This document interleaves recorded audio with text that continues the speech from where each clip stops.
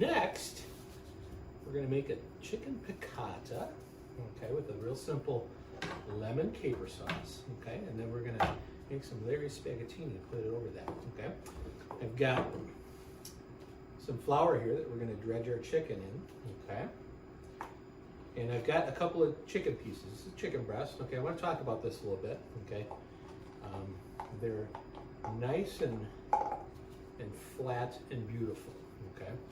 What I did was I cut the chicken into chunks, okay, and I put a piece of plastic wrap down on the counter, put the chicken pieces on the plastic, covered them with another piece of plastic wrap, okay, and then took, if you have a meat tenderizer at home, you can use that. I don't have one here, so I used the back side of a saute pan, okay. But what we want to do is we want to flatten the chicken out, okay, so that it's nice, even thickness, okay. This is chicken breast, okay, and what happens with chicken breast many times is because of the shape of the breast. The lobe is thick on one end and goes down to the tail piece where it's thin, and to get that thick piece of the breast cooked through, the other half of the breast ends up overcooked and dry, okay. So by pounding the chicken here, we break down some of that tissue. It will eat more tenderly, okay, and then more importantly, we will have that nice, even cooking process throughout, okay, so we won't end up overcooking our chicken, okay. We've got a pan heating up here, okay. It's not a non-stick pan, okay, because at home, you may not have a non-stick pan. If you do, use a non-stick pan, okay. But we want to get the pan nice and hot, okay. So everybody's got that pan at home, okay. And you're cooking chicken, okay.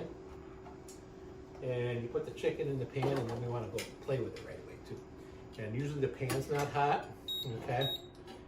And because the pan's not hot, the chicken sticks to it, okay. But we don't connect those dots. We just start cussing out the pan, and you know, I can't believe that, you know, this is what I got for my wedding anniversary. This lousy pan that everything sticks. Just kidding, okay. But it's not the pan, okay. It's our technique, okay. So we want to make sure we get our pan hot, okay. Put a little bit of oil in there, okay. And then we're going to take our chicken cutlets and we're going to put them in there. Okay. You can't hear it from over there, but I can hear it here. You got a little bit of sizzle going on. Remember we talked before about that sizzle?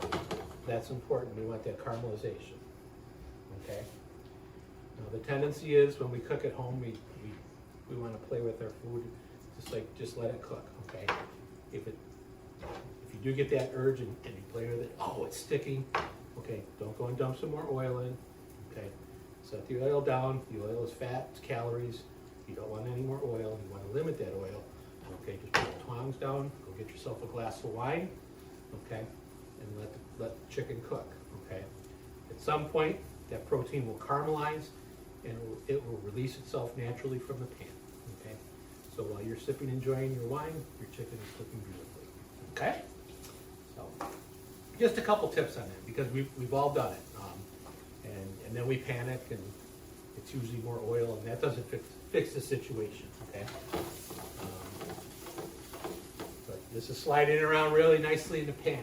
Okay, so we're going to make a simple piccata sauce. Piccata is garlic, lemon, capers. We're going to use a little bit of wine.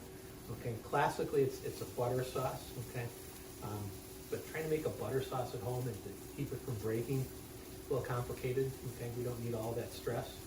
Okay, so we're just going to use a little bit of chicken stock and some cream and just make it, you know, cream is butter that hasn't been whipped and turned into butter. Okay, so it's the same ingredients but a little different form of it. Okay, so we've got our white wine here. We've got some capers. Got a nice fresh lemon. Okay. When you go to purchase the lemon, okay, feel it, okay? It should have a little give, okay? If it's one of those real leathery ones that, you know the skin is this thick, don't buy that one because we're buying this baby for the juice inside, not for that thick leathery skin, okay? Then we give it a little roll, okay? Great stress reliever here, okay? And it also breaks up the fibers to get the juice out. Peeler with the zest if you want to save some of the zest, okay? If not, that's fine too. You use squeeze of the lemon, grate in your infused water, right? Your water, or maybe down a garbage disposal. Nice lemon fresh, okay? All right, so we got that nice caramelization on this, okay? That's that Maillard reaction we were talking about. What's that Maillard reaction? High heat, protein and or sugar, aroma, color, and flavor, okay?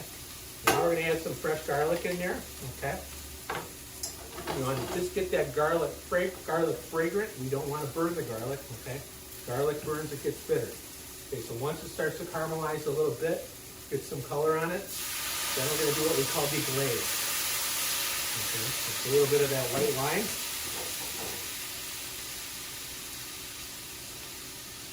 Squeeze the lemon juice.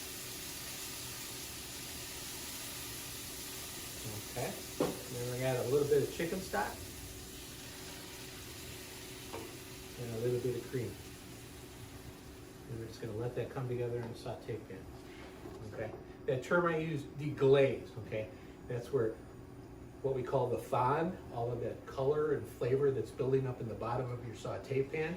When we add liquid to that, that it's called deglazing. It lifts that fond off of the bottom of the pan, and all that color and flavor ends up in your dish. Okay. And we've got some capers here. We're going to add those in. And we're just going to let that reduce down.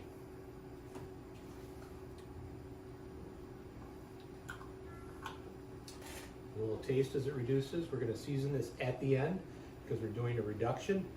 We season it now, okay, to where it tastes good, but then as it reduces, it would be too salty, okay? So we want to make sure we season this at the end. There's also some salinity in the capers, okay? So it won't take a lot of salt for this, okay?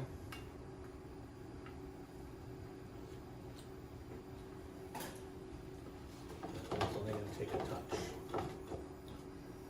Okay? So we're going to let that reduce down for another 30 seconds or so. I'm going to organize here, and then I'm going to get another pan, and we're going to make what I call Larry Spaghettini. So my version of spaghetti, Italian style, okay? Got some pasta here, sun-dried tomato, some roasted garlic,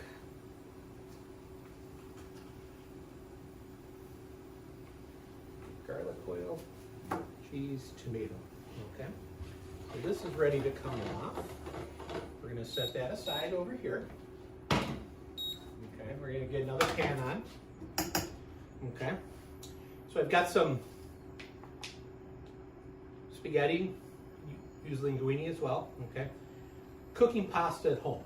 Okay, again, it's kind of like that gnocchi thing. You know, if you could have a pan going over here with sauteed, and then you got a pot of water cooking over here, and you're trying to cook the pasta and do this. And if you learned all that from your Italian grandma, the timing is great, and it's real simple, okay? But a lot of us haven't been able to learn from our Italian grandma, okay? So cook your pasta ahead of time, okay? What I did is I got a pot of water boiling, seasoned it with a little bit of salt, okay? Cooked my pasta, got it to a nice al dente, strained it, and then under cold running water, cooled down the pasta to stop the cooking process, okay? Once it was totally cooled, then I put it into a bowl, put a little bit of olive oil over it, okay? Toss it with some olive oil.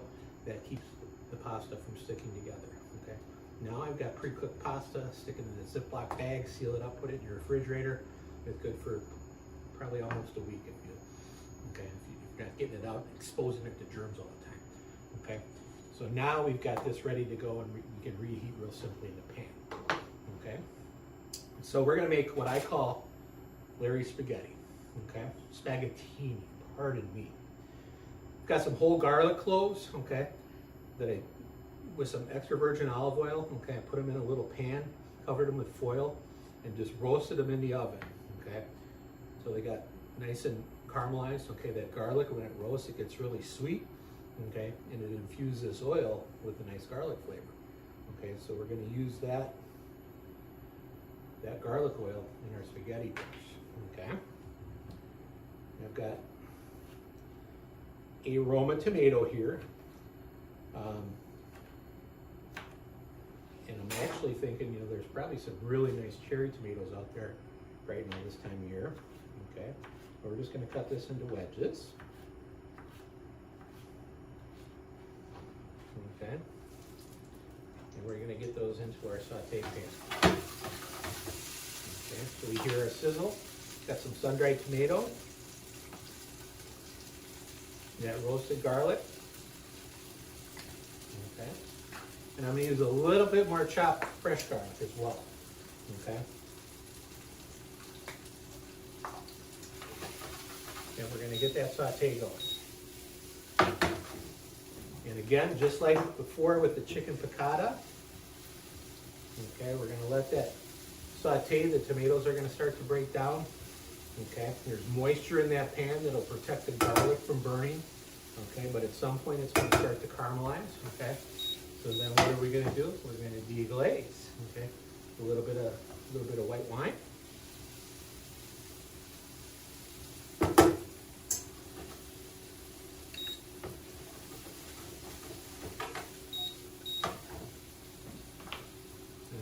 Quick deglaze. You're cooking with white wine.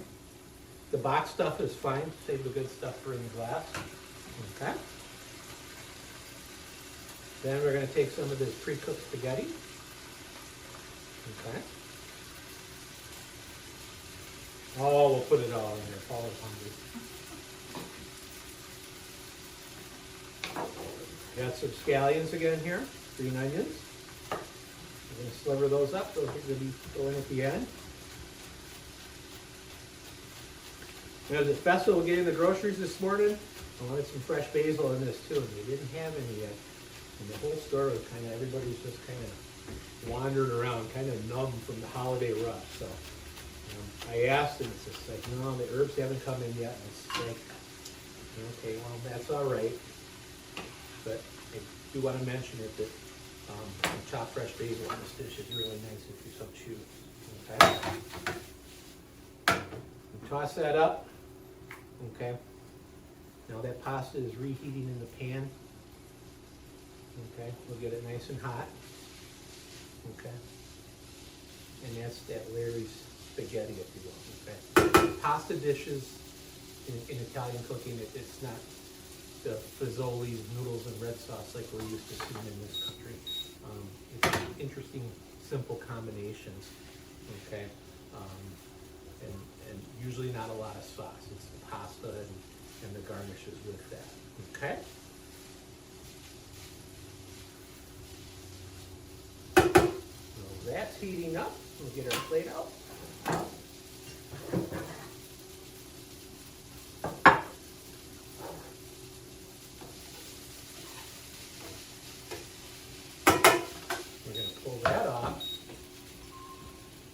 One burner here, so that's our chicken piccata that we made before. They told me to have a couple burners, and this would be a breeze, right?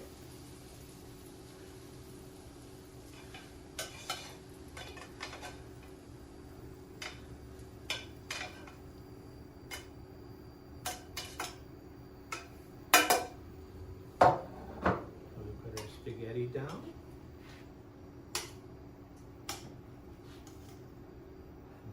Take our chicken.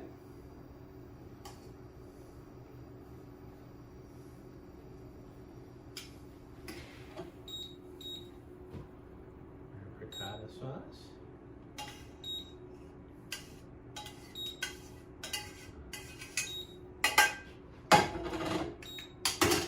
And I've got some chopped fresh Italian parsley, a little extra freshness color.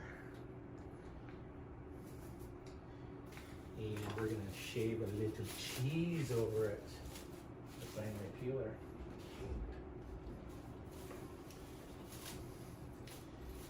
If you like your cheese grated, that's fine too. I love to get these big curls over because then when I get a bite of Parmesan, you get that little burst of flavor.